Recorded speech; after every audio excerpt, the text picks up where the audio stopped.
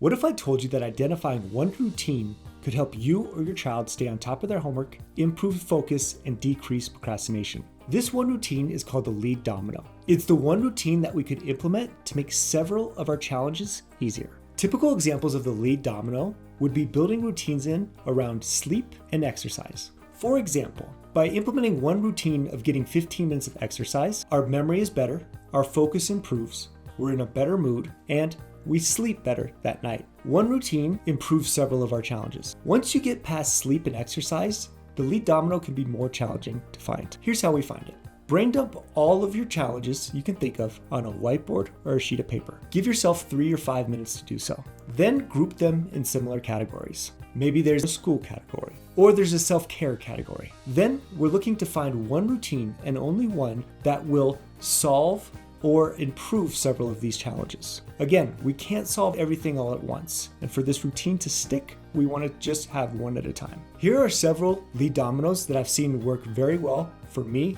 or for other people. As an individual with ADHD, laying my clothes out before bed has been tremendously helpful. I know where everything is, and everything's set up the next morning for me to be successful. Wallet, keys, phone are all in the same spot, backpack's packed next to the door. No matter how challenging my mornings are, I'm going to get out the door on time. Another example could be for students who struggle with focus and procrastination, they could start being productive at the same time in the same place every day. If you're disciplined enough to use that place for productivity and productivity only, your attention, memory, learning will all get more efficient, and you'll have more time to do what you love. Lead dominoes we see work really well for parents is taking a 10-minute walk every night with your child and not discussing school. We want to keep this relationship strong long after homework ends. Another routine could be every Sunday night at the kitchen table, the family sits and plans out their week. This helps develop the skills for thinking ahead and preventing challenges before they occur. It also teaches your students how to plan, so when they're independent, they have that skill on their own. A couple lead dominoes we've seen work really well for teachers is that they teach their students manners. Often, as individuals with executive function challenges,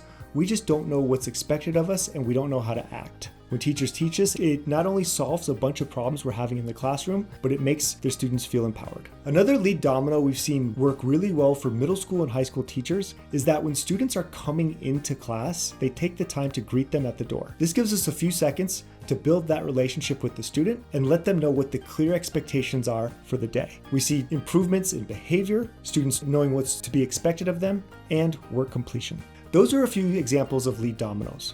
Remember, we're not trying to build many routines. We're trying to build one routine that's going to have the biggest positive effect amongst many of our challenges.